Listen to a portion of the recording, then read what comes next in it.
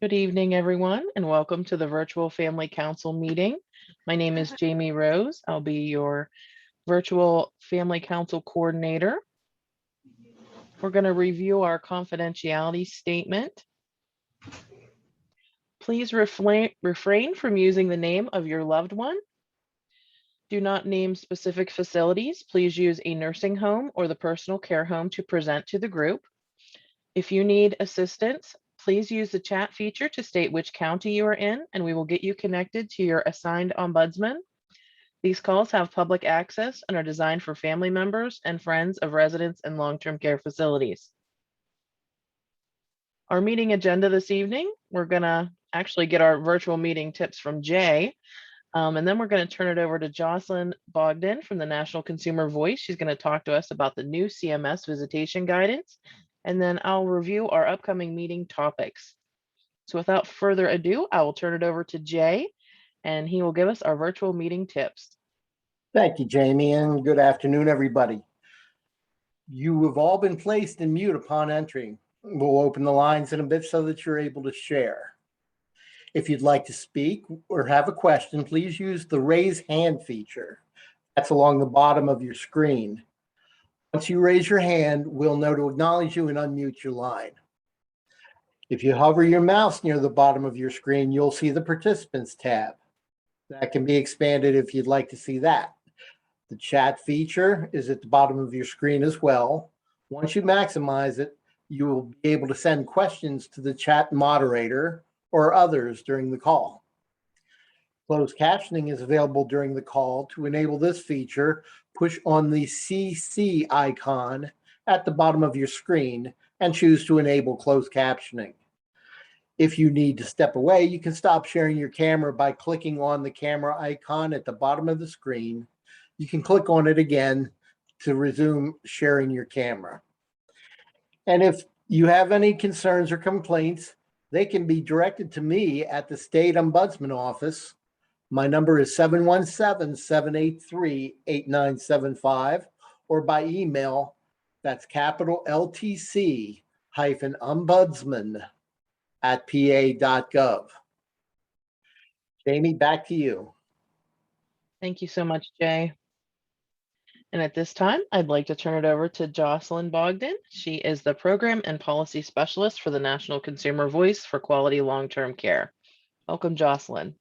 Thanks. Hi, and thanks for having me. So when Jamie invited me, she invited me to talk pretty specifically about the holidays and what we were anticipating. I know we did the same thing actually last year, and Consumer Voice put out a document, and we spent last week talking about what that document's going to look like this year and what we wanted to include in it.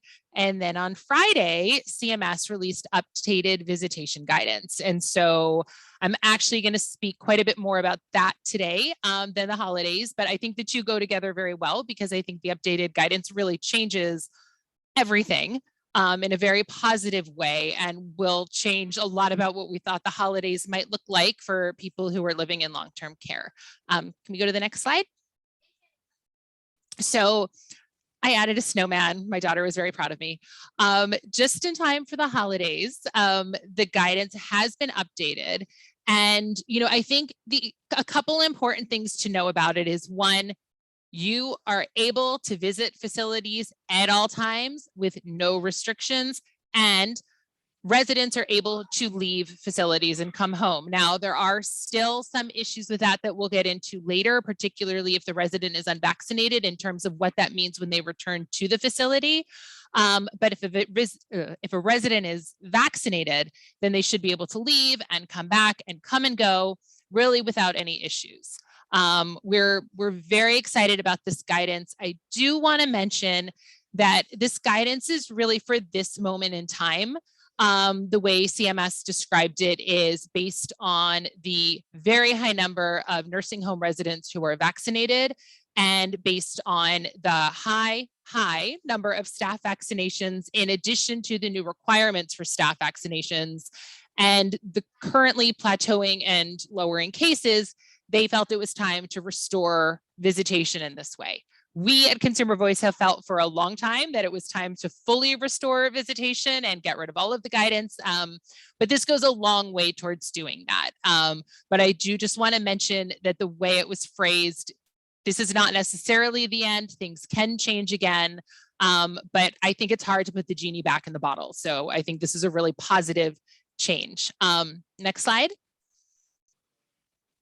So the main takeaways from this guidance are that facilities have to allow indoor visitation at all times for all residents. So what we have seen a lot in the past few months is facilities limiting the length of visits, limiting the frequency of visits, making people pre-schedule, limiting the number of visitors that any resident can have. That has changed now. They cannot do any of those things. Facilities must allow everyone to have visitors when they want to have visitors, in line with the regulations, which allow that. They do acknowledge that visits need to be conducted in a way that adhere to the core principles of COVID-19 infection prevention. And along with that, all visitors can be screened upon entry, and that screening is pretty basic. If anyone has a positive test for COVID-19, they're not necessarily getting tested at the facility, but if they come and have tested positive already, then they are not going to be admitted in. If they have symptoms of COVID-19, and that probably can be a little bit broad, but if they have symptoms of COVID-19, they won't be let in. And if they meet any criteria for quarantine, they won't be allowed in. But other than that, that's it for the screening. So this is not a screening that's going to be intense. We'll talk a little bit about what testing looks like and vaccination requirements in a few minutes. Vaccinated and unvaccinated residents can have close contact, including touch. This is a big change because previously this was something that was for vaccinated residents. And to me, this is huge because one thing we've seen over the past several months is that communal activities have not been happening everywhere the way that they should.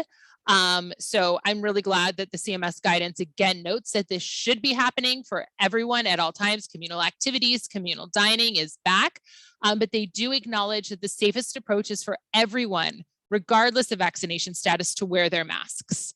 And then this very important point, while CMS strongly encourages vaccinations, and so does Consumer Voice, visitors and ombudsmen, protection and advocacy representatives, and surveyors are not required to be vaccinated to enter facilities. So they cannot deny entry based on vaccination status. And so overall, these are really the big changes. The biggest, again, is that facilities have to allow indoor visitation at all times for all residents without restrictions. I see a question that is, are there any limitations to visits in semi-private rooms? And we're going to get to that in a couple minutes. So if we can go to the next slide, and if we don't answer that sufficiently, ask me again at the end. So those are the main points. Now the guidance went through several additional points. They went back through, and basically the way the guidance has been framed from the beginning and added a lot. So if you download the guidance, and I strongly recommend that everyone on this call have the guidance downloaded and printed out. We're recommending that families and ombudsmen carry the guidance with them every time they go to a facility right now so that they can show the facility what it says. But in addition to those main points and the required visitation, there were several other things that came up in the guidance. And so I'm just going to go through some of that briefly. Next slide. Okay, so masking. So the way the guidance discussed masking was a little bit confusing, and we really wanted to kind of break that down and make it easier for people to understand. So if you're fully vaccinated, if a resident is not immunocompromised, they can absolutely decide if they want to wear a mask and have physical contact, okay? But the guidance strongly encourages everyone to mask and to distance when community transmission rates are substantial to high. They continue to say that it is still safest to mask even when community transmission is low, particularly if the resident or visitor is not vaccinated. The way the guidance reads, it seems that all residents and visitors, except for visitors, and we'll talk about this later, who do not disclose their vaccination status, but all residents can choose not to mask if they make that choice. And then it states that visitors should wear masks around other residents, healthcare providers, and anyone else in the facility. So the guidance goes on to say again, and this was in the previous guidance, that visitors can't come into the facility and just wander around like maybe they did before COVID times. They come, they go to where they're visiting, and that's it. But even during those times that they're walking around in the hallways of the facility, if they're not alone with a resident, they need to have their masks on. Next slide. So where visitation can occur, and I think this might get to the question a little bit, visitation can occur in the residence room or in a designated visitation area. Now, in the past, visitation wasn't recommended in rooms as much, but now we're back to saying visitation can happen in the residence room. The residence room is the resident's home. That's where visitation should happen. But it could also happen in a designated visitation area, and there are some reasons for that. If a resident has a roommate who's unvaccinated or who is immunocompromised, then the visitation should not take place in the residence room if it's possible for the resident to go somewhere else. So if there are health concerns that limit the resident to staying in their room, then the facility is really urged to find a way to facilitate in-room visitation while keeping the roommates safe. And so we realize this could become an issue in certain roommate situations, but hopefully in most cases, the roommate is vaccinated and is okay with the visitors. And if not, the resident can go somewhere else to have their visitation. Next slide. So this is a big change too. A resident who is quarantined can still have visitors, indoor visitors, and these visits should occur in the resident's room, and the resident should wear a mask. And the guidance goes on to say they don't recommend these visits, and that if these visits do occur, that the visitor should be made aware of their risks, because there's a reason that the resident is in quarantine or on transmission-based precautions, but the visitation can still happen. And so I think it's really important to focus on that part of this. I mean, absolutely, people can make their own decisions on whether or not they want to visit, but they are allowed to visit. The guidance specifically states you can come into the facility, you can see a relative who is in quarantine. And I think this is a really big difference, particularly for newly admitted residents who might not be vaccinated yet, who in the past have been quarantined for 14 days and unable to see anyone, and who have had pretty terrible experiences. Now they're allowed to have visitors too. So next slide. So this is another huge change, visitation during an outbreak. I know over the summer particularly, we have seen so many issues when it comes to visitation during outbreaks, and we have seen facilities really kind of, create outbreaks where CMS might not have thought there was an outbreak. In situations where maybe there was one staff member who tested positive, facilities would sometimes fully shut down visitation, even though that was not CMS's intent. But now visitors are allowed inside facilities even during COVID-19 outbreaks. And, I think, again, this is a situation where the visitor needs to know what they're walking into. And this is a situation where residents should wear masks regardless of their vaccination status. And again, CMS wants these visits, if possible, occurring in the resident's room, I think, to limit movement throughout the facility. Next slide. So testing and vaccination. So again, while CMS strongly encourages all visitors to be vaccinated and Consumer Voice strongly encourages all visitors to be vaccinated, it is not a requirement. So just to back up and talk about testing for a minute, facilities are encouraged to offer testing if it's feasible for them. And if they can't, they are encouraged to encourage visitors to be tested elsewhere before they come. But neither testing nor vaccination are required for visitation. Facilities can ask visitors about their vaccination status, and if the visitor does not want to reply, then they should wear their mask at all times in the facility, but they cannot be denied entry based on their vaccination status. This is also true for long-term care ombudsmen, protection and advocacy representatives, and surveyors. None of them are required to be vaccinated to enter facilities. And I think this is really important in light of the vaccination requirements that came out last week, the new rule, which requires staff members to be vaccinated, because that rule was pretty broad in how it was being interpreted. And I know there were ombudsmen who weren't sure, and we weren't sure about surveyors, but CMS has laid this out pretty clearly that this category of people are, like visitors, not required to be vaccinated to enter facilities. Next slide. Oh no, I didn't notice that the S and representatives moved to the next line on this slide. That's too bad. So in terms of access to the ombudsman and to protection and advocacy representatives, facilities need to give access, immediate access to any resident, just like before the pandemic and even during the pandemic, except during the pandemic, that access did not need to be in person.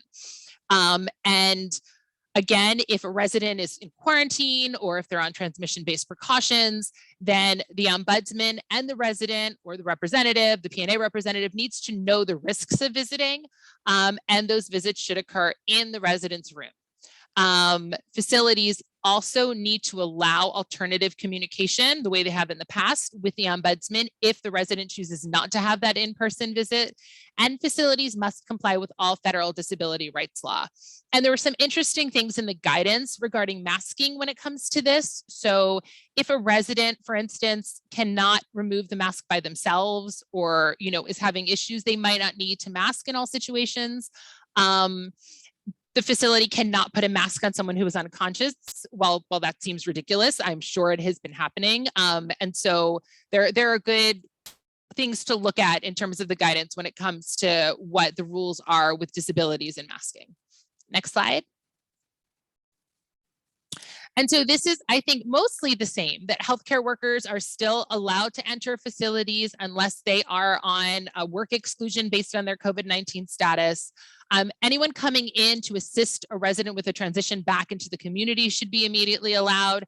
And then EMS personnel, not only are they allowed, but they don't need to be screened. So that screening that would determine whether or not they've tested positive or they have symptoms, because if EMS needs to come in, it's an emergency situation. They're immediately allowed in without going through the screening. Next slide, please. Wow, I am kind of plowing through this pretty quickly. So leaving the facility. So this is a little more complicated than some of the other sections. You can see I wrote a lot of things down on this slide. But the most important thing is, and this has always been true, but I think some facilities haven't been great with letting people know this is true. Residents are not prisoners. They are allowed to leave their facilities whenever they choose. When they come back, they should be screened for signs or symptoms of COVID-19, just like a visitor would be. If they report that they have been in close contact with somebody who has COVID-19, then regardless of if they're vaccinated or unvaccinated, they should be tested. If they're not fully vaccinated, then they should be placed in quarantine upon return. But that's only if they have had contact with somebody, close contact with somebody who is positive for COVID-19. Now, if that isn't the case, they come back to the facility and they develop symptoms of COVID-19, then they should be tested and placed on transmission-based precautions, regardless of their vaccination status. If the facility wants to, this is a place where facilities retain some discretion, but they don't through most of this guidance. They can test an unvaccinated resident if they have a reason to believe that they, sorry, I kind of jumped points, but if they have a reason to believe that they didn't follow infection prevention practices while they were gone, and they also can test unvaccinated residents if they leave the facility frequently or for a prolonged time, which they define as more than 24 hours.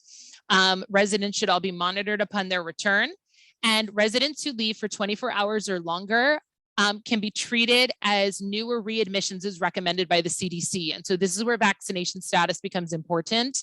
If a resident is unvaccinated and they leave the facility for more than 24 hours, they can be put into quarantine for 14 days. If they are vaccinated, that will not happen. They should not be put into quarantine.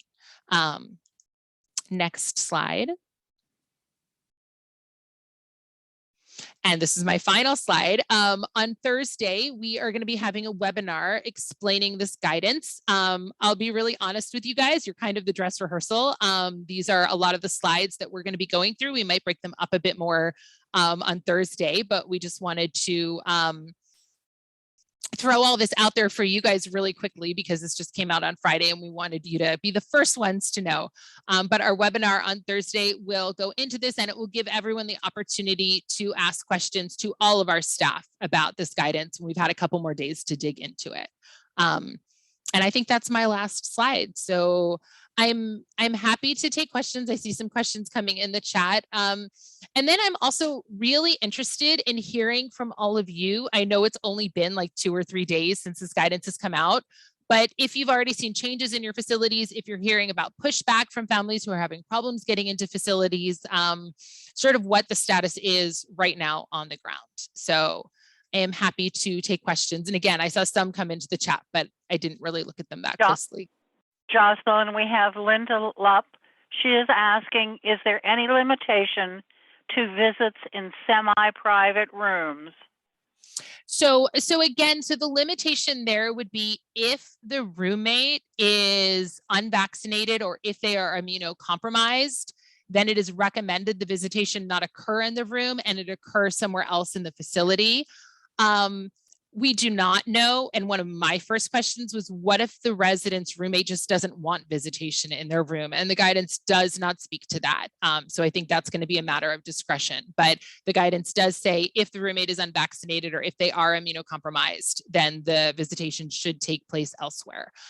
Otherwise, visitation can come back into rooms, which I think for most residents is a really great thing, because again, a resident's room is their home. And, for families to have been kept out of their rooms for so long, to not necessarily see what their room looks like has been just, I think, devastating over the past 20 months. So this is a positive change.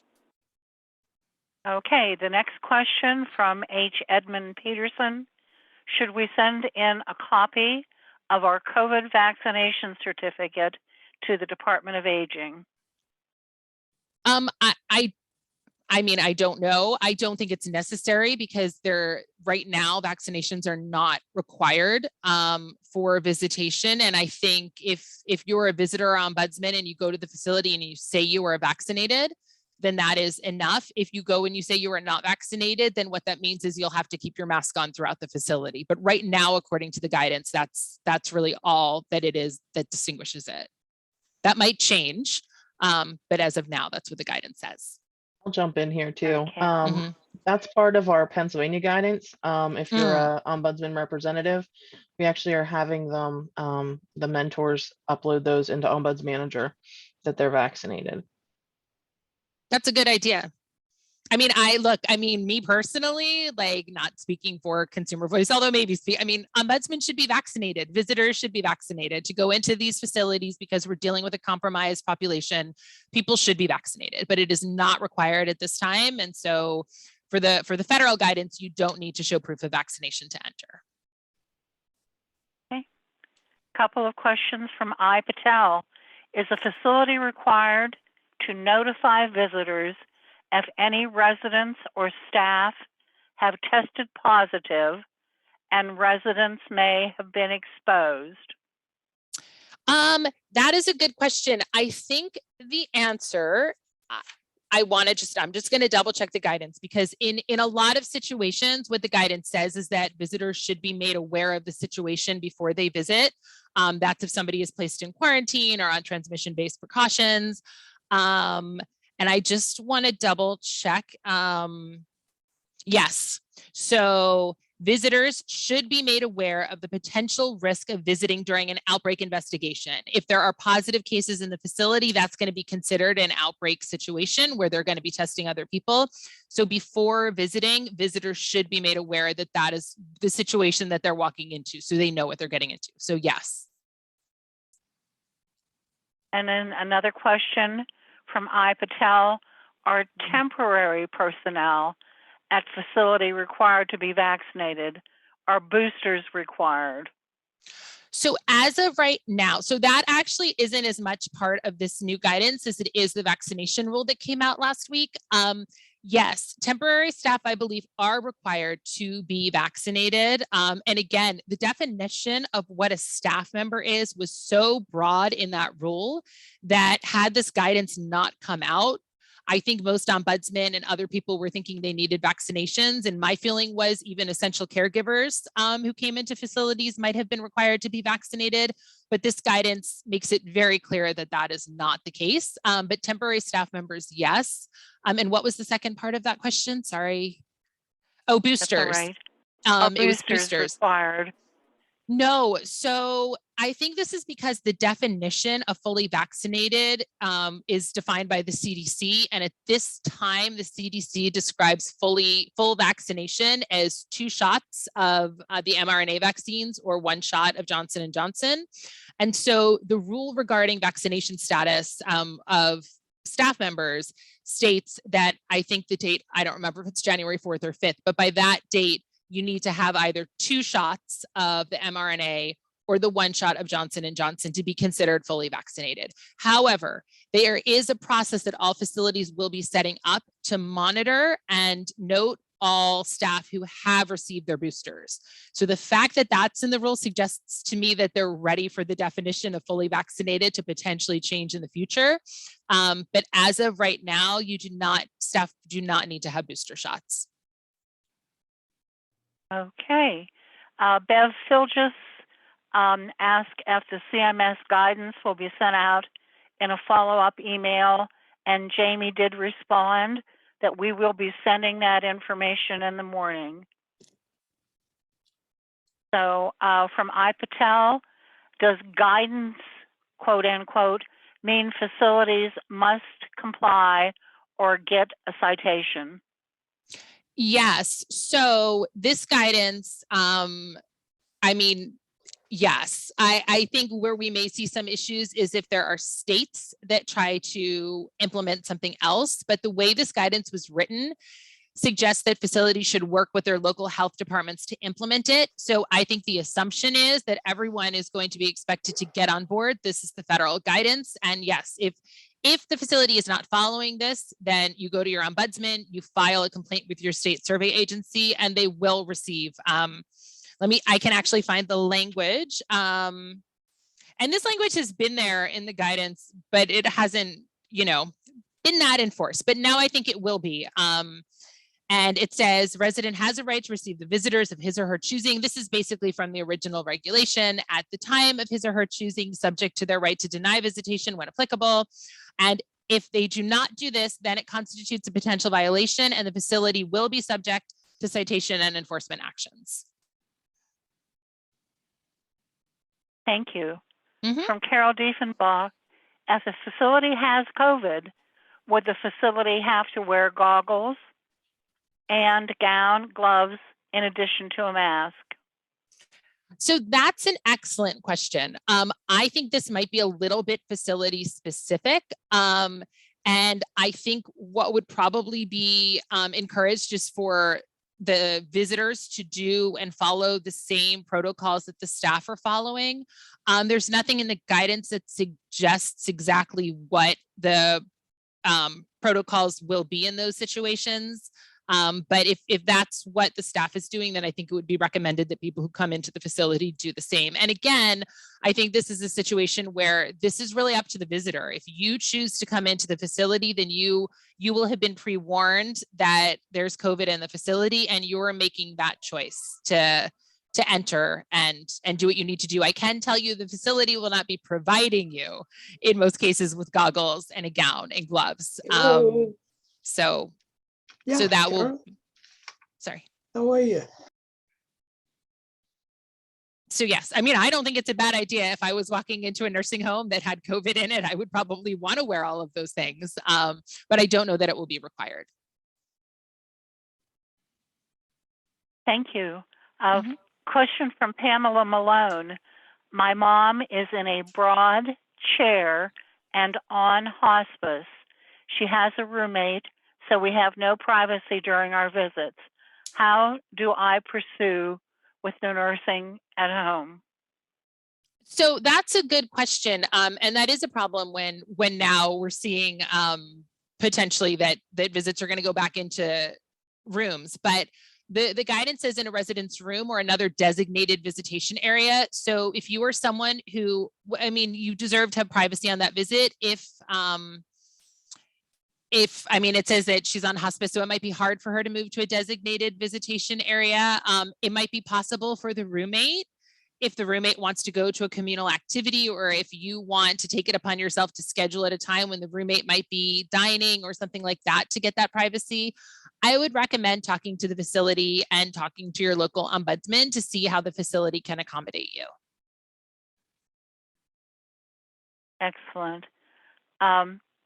Sherry Coursey is thanking us for inviting her. She said she stayed at a facility in September. She's wondering how to become an ombudsman or anything to advocate for those who can't. Jay, are you still on? We'll get that information to you, Sherry, if you're registered. Those are all the questions I believe that I have. Oh, I'm sorry. I Patel is asking, is it possible to also be emailed last week's vaccinated rule? And I'm sure we can do that, can't we, Jamie? Absolutely. Yeah, if you guys don't have it, I'm happy to shoot it over to you. So definitely, it's a very long rule to look at, but It is. it's a lot. It's a Federal Register, but it's a good rule, and it's pretty clear in what it states, and it's easy to understand. So absolutely. Okay. That clears out the chat for the time being. So if there aren't more questions, again, I would love to hold on one second. I'm sorry, it's at 5:30. Okay. It is. If anyone wants to just share what their experiences have been like over the past few days, you know, originally when we were talking about coming to this meeting, we were going to ask, you know, what things have been like over the past few weeks, but I don't think that is as pertinent anymore. I'm just wondering if people have seen changes in facilities, if facilities are suddenly throwing open their doors, if facilities are really pushing back against this as hard as they can. Again, I think if they are, that's not going to last very long. I think they might see themselves as having the leeway of a couple days. But I'm interested if anyone has seen any differences since Friday. Well, Jocelyn, I can say that on Friday, as soon as I got the information, I mailed it out to all of our long-term care facilities, both nursing homes and skilled facilities, and personal care and assisted living facilities. I got bite back immediately from the personal care homes and assisted living facilities that they didn't have to follow the CMS guidance because they don't get money from the CMS. And I politely explained that usually the CDC follows up with that and comes alongside, and the Department of Health and Department of Human Services, and said, we're going to do this too. So I expect that to be coming. What do you think of that? I hope that's coming. I mean, this is something that unfortunately we have battled with since the start of the pandemic. Whenever CMS has allowed something in nursing homes, we did webinars, I think last summer, not last summer, the summer before. COVID time is strange. In the summer of 2020, we did weekly webinars based on how quickly CMS was coming out with different guidance and different rules. And it was very unfortunate in each of those webinars to have to tell people that this does pertain to nursing homes. It does not immediately pertain to assisted livings because they are regulated at the state level. I do think that you're probably right. With this reopening, I think hopefully states will do something similar, and you know, health departments will look to assisted livings as well. But I can say right now that the guidance will only pertain directly to nursing homes. And again, it's often something that sometimes assisted livings will follow. So it is absolutely worth saying to an assisted living, look, this is what CMS is suggesting for nursing homes. These are the reasons why. This is why they think it's safe. You should do the same thing. You know, there's no problem in doing that, in reaching out to local legislators and telling them that as well, because we don't want assisted livings to be left behind in this. That's a really good point. Jamie, we do have one hand up. Bev Filges has her hand up. Yeah, you were asking if we had seen any changes. The facility that my mother is in just recently opened back up for visitation today. they had closed August 30th once they started getting some positive cases of staff and residents. But they had been open in a small window from probably around June to August, but they closed down again. But today, they did announce today they are taking visitors from 8 a.m. to 9 a.m. to 8 p.m. and they can leave, go out of the facility for the day. So that's so troubling for so many reasons, and it is not unique, but they should, the idea that they've been shut down for so many months, they shouldn't have been fully shut down at this point because of a few cases anyway. The most recent guidance, which came out in March, said different parts of facilities could shut down. But the idea, and then that's indoor visitation. Outdoor visitation should have been allowed, especially if the weather was good in the fall. Right, so that's terrible. But the other thing I would say now is they should not be limiting that visitation to the hours that you just mentioned. Under this new guidance, visitation should be allowed when it is convenient for the residents and the families. What we have seen so much of over the past few months is visitation being limited to working hours and families not being able to come. And so I would recommend, even with them saying that I can imagine that after being completely shut down, being told they're open from 9 to 8 is huge and wonderful, and you might not want to push that hard, but I would still recommend saying that according to this guidance, they cannot shut down visitation at 8 p.m. right now. visitation, the nursing home is the resident's home. They should be allowed to have visitors when they want visitors, and that's what this new guidance says. Well, I'm hoping that this new guidance leads, to longer openings and not being shut down again, because that's really been really hard. I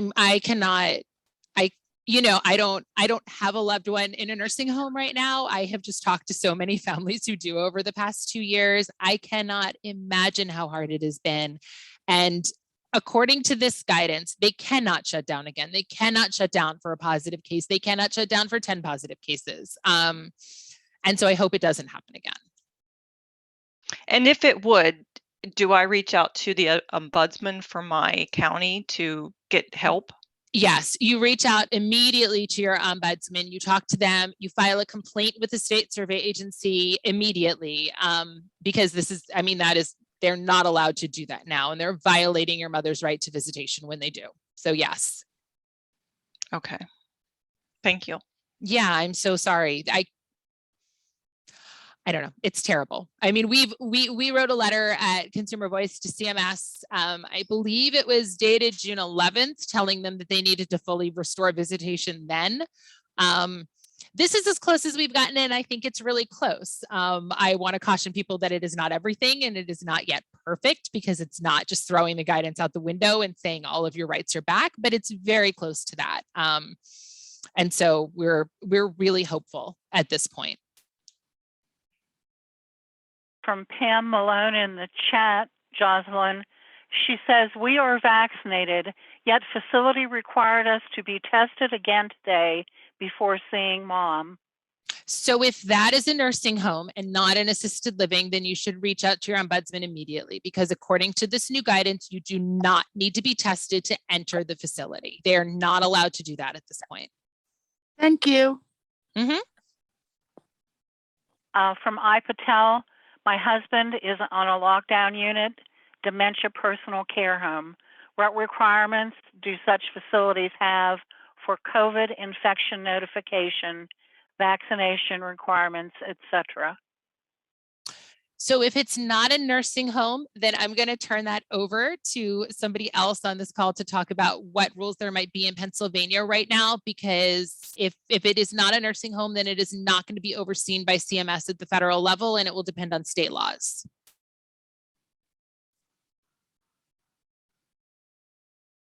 So if anyone else wants to take that. We can certainly send information out to her, Jamie, if we have. Do we have your email address? Yeah, if you can privately send that email to me, we'll make sure we get that information to you. We got to do some digging, but we'll get it to you.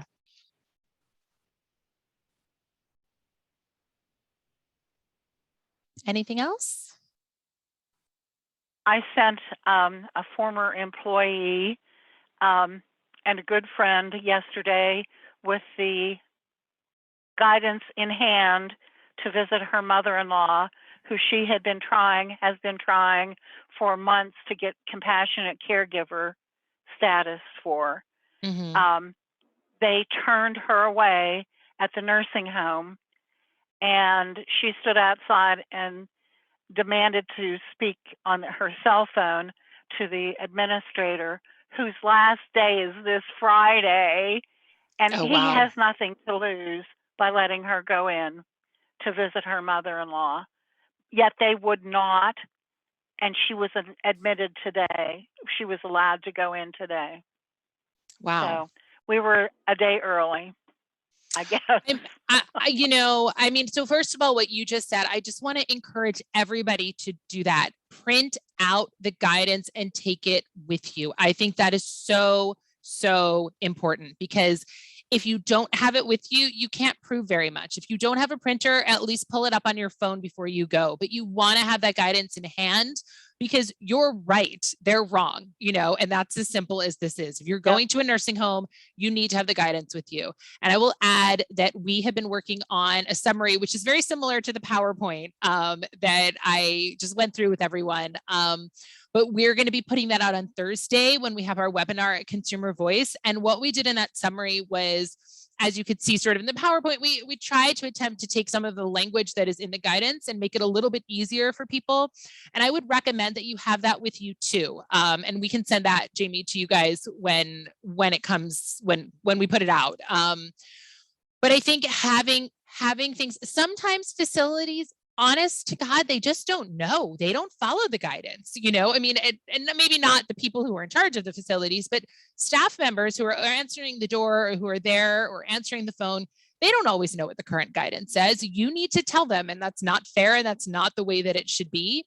But it's really helpful if you know your rights, because then you can go to them and you can say, actually, what you're telling me is wrong. This guidance was updated on this date by CMS, and this is what it says, and that's how you have to do things to get things done, which is infuriating, especially after the past 20 months. It is not fair, but it's your best defense. So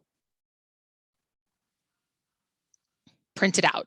I have a thank you from Edmund Peterson for the very straight answers in the chat. Thank you, Edmund.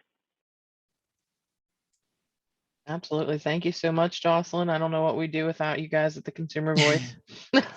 No problem. It's nice to be here. It's a really good opportunity, I think, for us to hear directly from families. We hear from families often who are at sort of the last point, and that's how they end up reaching out to us, because maybe they haven't heard back from their ombudsman, or this has happened or that has happened, or they've tried reaching out to their state legislators and haven't heard back.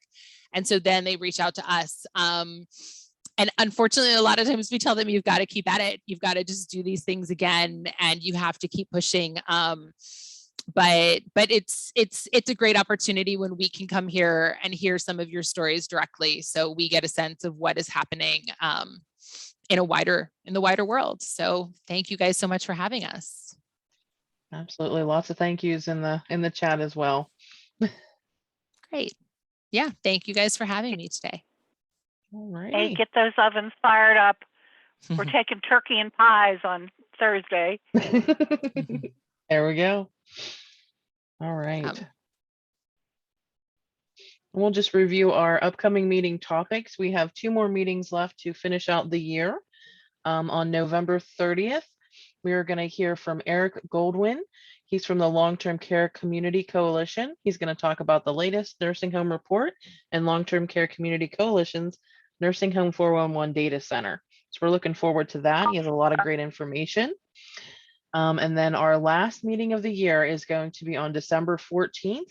We're going to invite a panel of our peers to get the peers' perspective and kind of see what the difference is between the holidays from last year to this year. And I think this guidance will play a really big role in that. And as always, thank you so much for attending. If you have any specific concerns or questions, send us a message at the State Ombudsman Office at 717-783-8975, or you can send Jay an email at ltc-ombudsman@pa.gov, or you can always hop over to the Facebook page and chat with some of our moderators there. Thank you, everyone, and have a great evening.